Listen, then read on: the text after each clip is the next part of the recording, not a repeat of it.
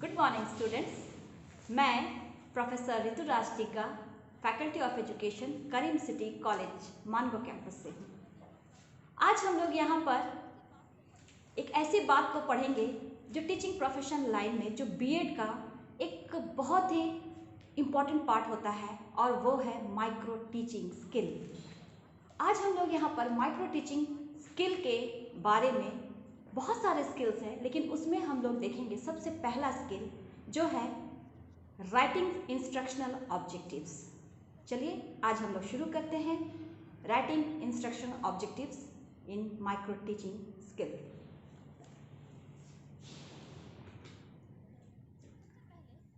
सबसे पहले हम लोग इंस्ट्रक्शनल ऑब्जेक्टिव्स, यहाँ पर राइटिंग इंस्ट्रक्शनल ऑब्जेक्टिव्स कहा जा रहा है। इसका मतलब होता है कि लिखित, मतलब रिटन फॉर्म में ये स्किल है। वैसे तो सारे स्किल्स जो हैं वो आपको एक्टिव फॉर्म में होंगे, लेकिन ये रिटन फॉर्म में होता है। और इसमें हम लोग आगे बढ़ने से पहले ये ऑब्जेक्टिव्स के बारे में हम लोग जानेंगे। ऑब्जेक्टिव्स दो तरह के होते हैं, जिसमें है जनरल ऑब्जेक्टिव्स और स्पेसिफिक ऑब्जेक्टिव्स। जनरल ऑब्जेक्टिव्स, जिसे हिंदी में सामान्य उद्देश्य भी कहते हैं, हम लोग इसके बारे में जब देखेंगे तो ये है they are broad and can not be achieved in one class. ये इतना विस्तृत होता है, सामान्य उद्देश्य, और किसी सब्जेक्ट पर आधारित होता है। इतना विस्तृत होता है कि किसी एक कक्षा में या दो कक्षा में या किसी एक टॉपिक पर इसे हम अचीव नहीं कर सकते हैं।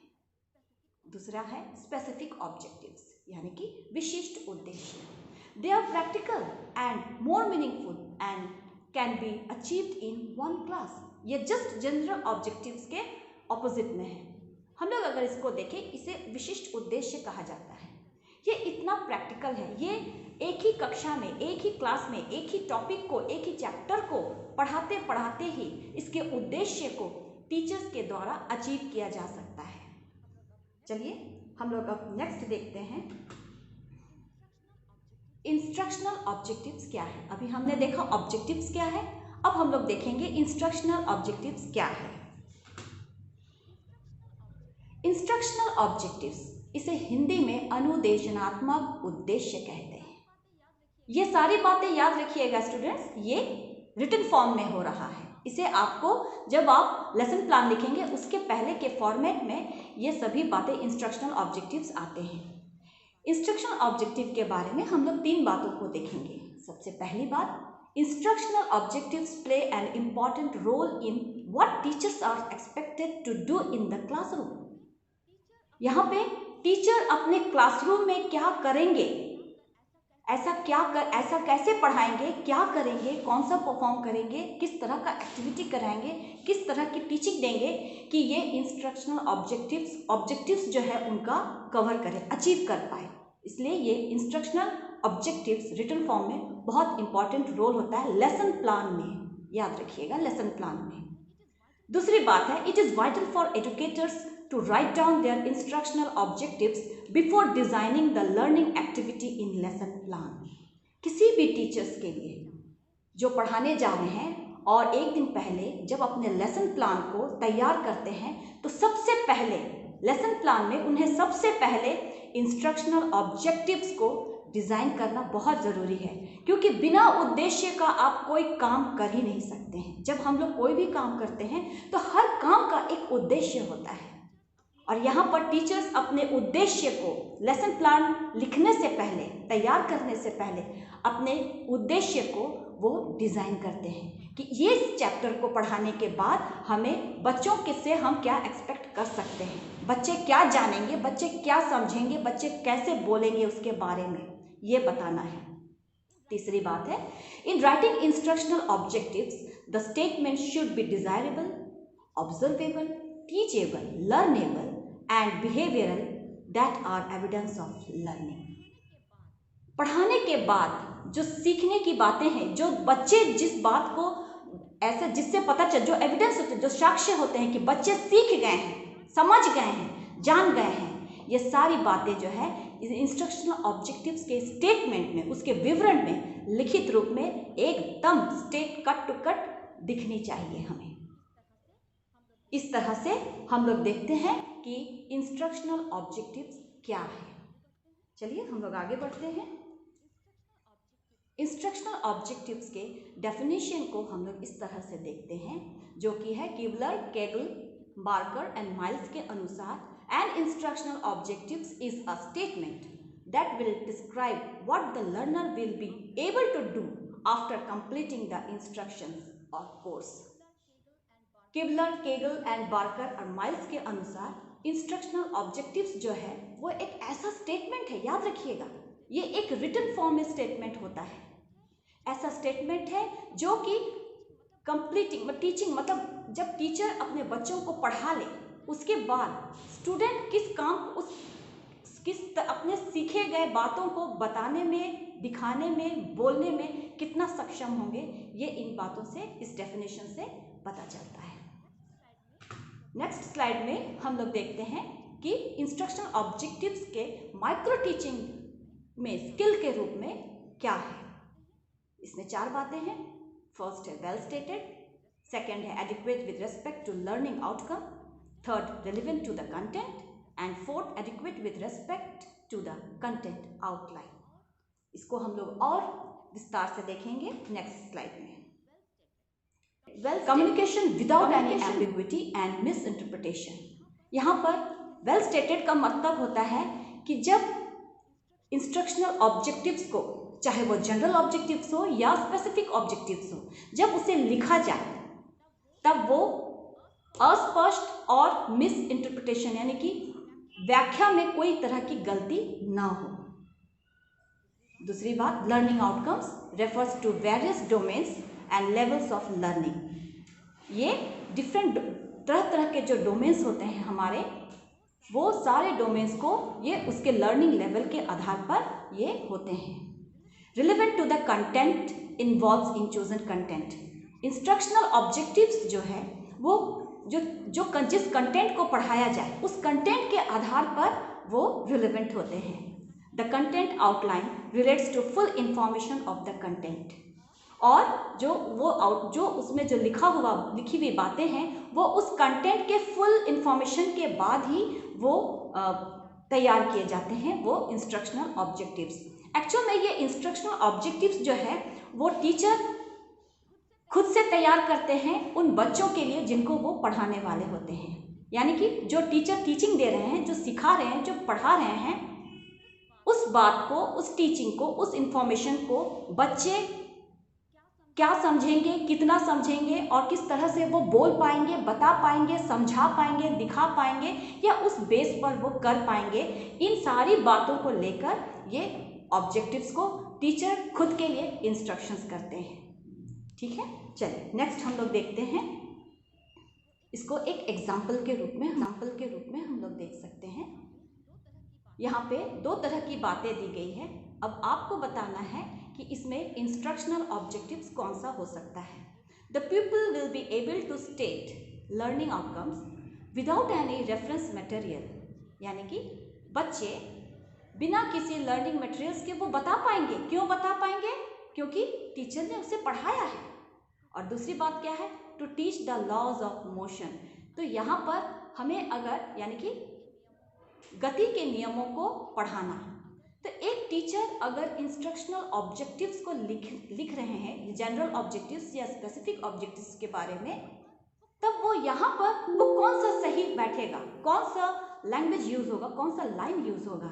The people we will able to state without any reference material या फिर to teach the laws of motion. Yes, correct. The people will be able to state यानी कि वो बताएंगे, वो बता सकेंगे। क्या बता सकेंगे? बिना रेफरेंस मटेरियल के वो बता सकेंगे, जो जिसे टीचर ने पढ़ाया है। टीचर का उद्देश्य है बच्चे बता पाए, बच्चे समझ गए, बच्चे लिख सकेंगे, बच्चे कर सकेंगे, ना कि to teach the laws of motion. Laws of motion पढ़ाना टीचर का उद्देश्य नहीं है। बच्चे को लॉज ऑफ मोशन के बारे में जानकारी देना, बच्चे उसे समझे, उस लॉज ऑफ मोशन से वो अपने विचारों को, जो सीखे गए बातों को बता सके, उसके अनुसार काम कर सके। ये इंस्ट्रक्शनल ऑब्जेक्टिव्स है। समझ गए? चलिए नेक्स्ट देखते हैं। The criteria for a well stated writing instructional objectives are, क्या क्या है? Specification of the learner, second the performance observable in behavioural terms, third है the conditions in which the learners performance occurs, fourth है the criteria the minimum expected level of performance of the learner, fifth है the product the learning outcomes. इसे हम लोग और detail में पढ़ेंगे आगे। Specification of the learner. The first important criteria for a well-stated instructional objectives are that it must be specified who is demonstrating the outcomes. हमें सब टीचर्स को जब भी वो इंस्ट्रक्शनल ऑब्जेक्टिव्स को लिखेंगे, क्योंकि ये रिटन फॉर्म में है, लिखेंगे इसीलिए, तो उन्हें इस बात को ध्यान में रखना होगा कि वो जिसके लिए अपने लेसन प्लान को तैयार कर रहे हैं या जिसके लिए इस ऑब्जेक्टिव्स को लिख रहे हैं वो कौन है। तो कौन है? द लर्नर, सीखने वाला, द स्टूडेंट, शिक्षार्थी, द पीपल, शिक्षार्थी, द क्लास यानी कि पूरी कक्षा जहाँ पर 60-70 बच्चे होते हैं। ठीक, नेक्स्ट, अब हम लोग इसे एक एक्सरसाइज के रूप में देख सकते हैं। ए और बी में है। ए है द पर्सन या people will be able to differentiate between various physical features in India by using map। मतलब कुछ लोग या कुछ व्यक्ति या लोग फिजिकल फीचर्स मतलब इंडिया के फिजिकल फीचर्स को डिफ्रेंशिएट कर पाएंगे। यहाँ पर ये सही होगा, या फिर बी द पीपल और learner will be able to differentiate between various physical features in India by using map, या फिर सेकेंड में बी में जो है शिक्षार्थी या सीखने वाला वो इंडिया के फिजिकल मैप फीचर्स को मैप के द्वारा वो बता पाएंगे, वो डिफ्रेंशिएट कर पाएंगे। तो यहाँ पर एक बात में कहा गया द पीपल और पर्सन, और सेकेंड में बी में कहा गया पीपल और लर्नर। तो जैसे कि हमने पिछले स्लाइड में देखा कि यहाँ पर क्या था, the learner, the student, the people, the class etcetera. तो इसी वजह से यहाँ पर ऑप्शन कौन सा सही है? बी, द पीपल और लर्नर। समझ गए? ठीक, नेक्स्ट हम लोग देखेंगे द परफॉर्मेंस यानी कि उनका प्रदर्शन। इंस्ट्रक्शनल ऑब्जेक्टिव्स में प्रदर्शन वो कैसा होना चाहिए? ऑब्जर्वेबल होना चाहिए, वो अवलोकन योग्य होना चाहिए, वो दिखना चाहिए। प्रदर्शन मतलब दिखाना, दिखना। हमारा जो उद्देश्य है वो दिखना चाहिए कि हाँ ये उद्देश्य पूरा हुआ, हमारे पढ़ाने का उद्देश्य पूरा हुआ। ठीक है, वो बिहेवियरल टर्म में होना चाहिए। The term performance means what the learner is going to do और perform at the end of the instructions which are observable and measurable. जब टीचर अपने परफॉर्म को करते हैं, यहाँ पर द टर्म जो परफॉर्मेंस जो प्रदर्शन है वो यहाँ पर इस बात से दिखेगा कि बच्चे पढ़ने के बाद जब टीचर अपने टीचिंग को कंप्लीट कर लेता है, किसी चैप्टर को पढ़ा लेता है, उसके बाद वो कितना समझे हैं वो बता रहे हैं, वो उसके उस चैप्टर के अनुसार, उस नॉलेज के अनुसार काम कर रहे हैं, लिख रहे हैं, क्वेश्चन का आंसर कर पा रहे हैं। ये ऑब्जर्वेबल होना चाहिए, ये दिखना चाहिए। दूसरी बात है जैसे लाइक नेमिंग, क्लासिफाइंग, किस तरह से naming, classifying, describing, rearranging, constructing, comparing, listening and such others. सारी तरह से उनका जो परफॉर्मेंस है वो मतलब टीचर का जो ऑब्जेक्टिव्स था वो दिखना चाहिए इस रूप में कि वो नामकरण कर पा रहे हैं, उसको क्लासिफाई कर पा, वर्गीकरण कर पा रहे हैं, उसके बारे में वर्णन कर पा रहे हैं, रीअरेंज कर पा रहे हैं और कंस्ट्रक्ट कर पा रहे हैं, फिर से बना पा रहे हैं उस नॉलेज के आधार पर। तो टीचर का जब वो बच्चा ये सारी कामों को कर पाता है तो इसका मतलब टीचर का जो उद्देश्य था उस चैप्टर को पढ़ाने का, उस टॉपिक को पढ़ाने का, वो पूरा होता है। ठीक है। दूसरी बात कि but some of the behaviours can not be observe directly, लेकिन कुछ ऐसे बातें हैं, कुछ ऐसे बिहेवियर है स्टूडेंट की तरफ से जो कि ऑब्जर्व नहीं किया जा सकता है, जिसे देखा नहीं जा सकता। लाइक थिंकिंग, सोचना। अगर वो सोच रहा है तो इसका मतलब टीचर को कैसे पता चलेगा कि वो समझ गया है, जान गया है, जब तक वो बोलेगा नहीं। नोइंग, हाँ जान गए, अंडरस्टैंडिंग, हाँ समझ गए। तो यहाँ पर जब आप लिखेंगे तब इस तरह का लैंग्वेज कभी नहीं लिखिएगा। They are able to think, they are able to know, ठीक है, या they are able to understand, इस तरह की बातें, उस तरह के लैंग्वेज या शब्द यहाँ पर नहीं लिखा जाना चाहिए। ठीक, ओके। नेक्स्ट हम लोग देखते हैं, इसको एक एक्सरसाइज के रूप में हम लोग देख सकते हैं। The student will be able to understand और know the 3 laws of motion. यहाँ पे आपको बताना है, ए में कहा गया है कि स्टूडेंट जो है वो लॉज ऑफ मोशन के तीनों नियमों को वो समझ गया है, वो जान गया है, ठीक है।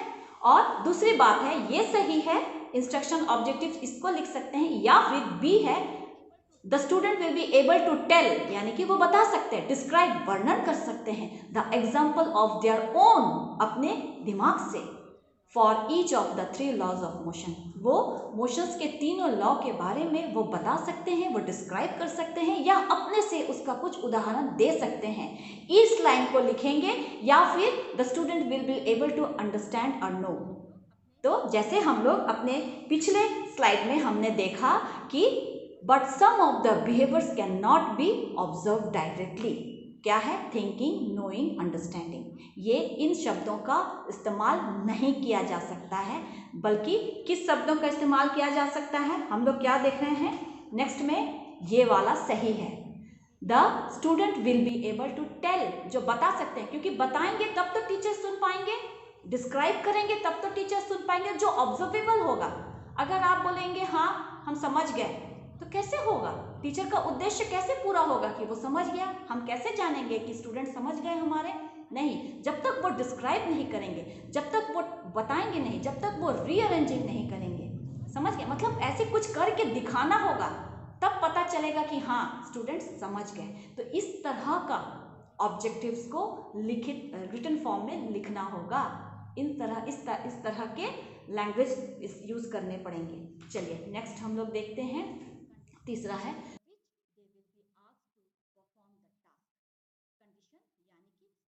The condition under which they will be asked to perform the task. Condition यानी कि स्थिति, परिस्थिति, जिस कंडीशन में जहां पर टीचर उनको परफॉर्म करने के लिए टास्क दे सके, वैसा टास्क देना जिसमें कि बच्चे जो है बता सके। बस टीचर अगर सवाल नहीं पूछेंगे, टीचर अगर असाइनमेंट नहीं देंगे, टीचर अगर उनको चौकबोर्ड पर बुलाएंगे नहीं बोर्ड वर्क के लिए, तो कैसे पता चलेगा कि बच्चा समझ गया है, ठीक है। इसीलिए यहाँ पर कंडीशन दिया जाता है टीचर्स की ओर से, कभी सवाल पूछकर, कभी कुछ हाफ लाइन बोल के नेक्स्ट को कंप्लीट करने के लिए, कंप्लीट सेंटेंस करने के लिए, या फिर बोर्ड वर्क में बुलाकर उनको काम करवाया जाता है, कुछ बोर्ड वर्क करवाया जाता है, या उनको असाइनमेंट दिया जाता है, क्वेश्चन पूछा जाता है। तो ये सारे कंडीशंस जो है टीचर्स के द्वारा दिए जाते हैं, ताकि बच्चे अपने उस टास्क के अनुसार अपना परफॉर्म कर सके, यही उद्देश्य होता है, इसे लिखना पड़ेगा। जैसे meaningful condition can be given by, जैसे जिस तरह से दिया गया है, और टेक्स्ट बुक के थ्रू हम लोग इंस्ट्रक्शनल ऑब्जेक्टिव्स देख सकते हैं। A list of scientist and outline of map, the value of x and y निकालना, द मेन पॉइंट्स लिखना, द सिचुएशन, आस्किंग क्वेश्चंस, इन सारे तरीके से इस कंडीशंस को स्टूडेंट्स के सामने रखा जा सकता है, ठीक है। जैसे कि आप लोग जब लिखेंगे तो यहाँ पर आप लिखे दे सकते हैं, इस तरह का इंस्ट्रक्शनल ऑब्जेक्टिव्स में आप लोग लिख सकते हैं, स्पेसिफिक या जनरल ऑब्जेक्टिव्स में, स्पेसिफिक ऑब्जेक्ट्स में खास करके, कि वो साइंटिस्ट के लिस्ट को बता पाएंगे, ठीक है, वो एक्स एंड वाई के वैल्यू को लिखेंगे, या उसके प्रॉब्लम्स को सॉल्व करेंगे, या डिफाइन करेंगे, इस तरह से आपकी लैंग्वेज होगी। चलिए नेक्स्ट हम लोग देखते हैं एक्सरसाइज के रूप में, through the list of planets the learner will be able to locate the 5 planets nearest to the sun. B है, through the list of planets the learner will be able to see and understand the 5 planets nearest to the sun. यहाँ पर कौन सा सही है, किसे आपको instructional objectives में लिखना चाहिए? पहले के अनुसार, ए के अनुसार, सूरज से नज़दीकी 5 प्लैनेट्स को वो लोकेट कर पाएंगे, और उसे वो प्लैनेट्स को लोकेट कर पाएंगे और लिख पाएंगे, ठीक है। और बी में कहा जा रहा है कि वो जो है वो सूरज से नज़दीकी 5 प्लैनेट्स को देख पाएंगे और समझ पाएंगे। तो बताइए बच्चे 5 प्लैनेट्स के बारे में क्या समझे, आपको कैसे समझ में आएगा? अगर वो बोलेंगे हाँ हम लोग देख लिए, समझ गए, तो क्या आपको पता चलेगा कि बच्चे समझ गए? आपने जो प्लैनेट्स के बारे में सोलर सिस्टम में जो प्लैनेट्स थे जितने भी, उनको जो पढ़ाया, अगर बच्चे बोलेंगे हाँ हम लोग समझ गए, तो आपको क्या लगेगा? सही में बच्चे समझे?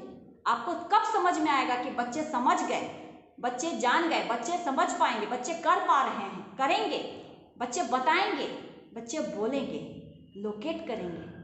कब? यहाँ पे ए सही होगा। Through the list of planets the learner will be able to locate the 5 planets nearest to the sun. वो लोकेट कर पाएंगे।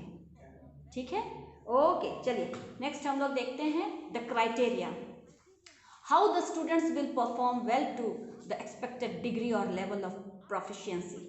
ये क्राइटेरिया है, मतलब वो दायरा आपके पढ़ाने के बाद आप जब पढ़ाएंगे तब आप क्या उद्देश्य रखेंगे कि 100% बच्चे समझ गए, सभी बच्चे समझ गए, या कुछ बच्चे समझेंगे, कुछ बच्चे बताएंगे, कुछ बच्चे कर पाएंगे, या सभी बच्चे कर पाएंगे? एक टीचर की अपेक्षा होती है कि मेरे क्लास के 100% बच्चे समझ जाएंगे, वो बता पाएंगे, क्वेश्चन का आंसर कर पाएंगे, वो प्रॉब्लम सॉल्व कर पाएंगे, वो असाइनमेंट कंप्लीट करेंगे। ठीक है, तो ये होता है यहाँ पर। इट में indicate the minimum level in term of accuracy to be attend in learner performance to a degree of accuracy. क्या होता है इसमें? 19%, 100% नंबर ऑफ करेक्ट रेस्पॉन्स। हाँ, 5 क्वेश्चन, 5 लोगों में 3 से 4 लोग सही रेस्पॉन्स देंगे या करेंगे, सही आंसर देंगे। ये टीचर का उद्देश्य होता है, वो इस तरह से अपने ऑब्जेक्टिव्स को तैयार करते हैं। That would be expected for the objectives to achieve, और इस तरह से अपने ऑब्जेक्टिव को वो अचीव कर पाएंगे। चलिए इसके अदर क्राइटेरियाज को हम लोग ABCD के तरफ से भी याद करने के लिए, ठीक है, याद करने के लिए हम लोग उसे देख सकते हैं। A for audience, B for behaviour, C for condition and D for degree. Audience mean specification of the learner, ठीक है, हम लोग देखें। B for behaviour, the performance, the specific observable action that the learner is to perform और exhibit. C for condition, the condition in which the task will be performed, and D for degree, the criteria, the level of achievement indicating acceptable performance। ठीक है, तो इस तरह से ABCD सिर्फ आपके याद करने के लिए है। हमने सारे स्किल्स को, सारे कंपोनेंट्स को इस तरह से हमने पिछले स्लाइड्स में देख चुके। अब हम लोग देखते हैं components of writing instructional objectives. ये कौन कौन से हैं? The performance is observable, measurable, achievable, behaviour in terms of specification, stating complete sentence with behavioural part and content part, specifying minimum level of performance, specifying specification and objectives relevant to the content. इस तरह से हमने देखा writing instructional objectives क्या है और कितने components है और किस तरह से उसे लिखना है। ये हमने एक्सरसाइज के थ्रू समझा। मुझे उम्मीद है कि आप सब बहुत अच्छे से इसे समझ गए होंगे, और इसे जब आप परफॉर्म करेंगे, जब आपके बिहेवियर टर्म में आप जब इसे अप्लाइड फॉर्म में यूज़ करेंगे, तब आपको पूरी तरह से और अच्छी तरह से समझ में आ जाएगा। Thank you. May God bless you.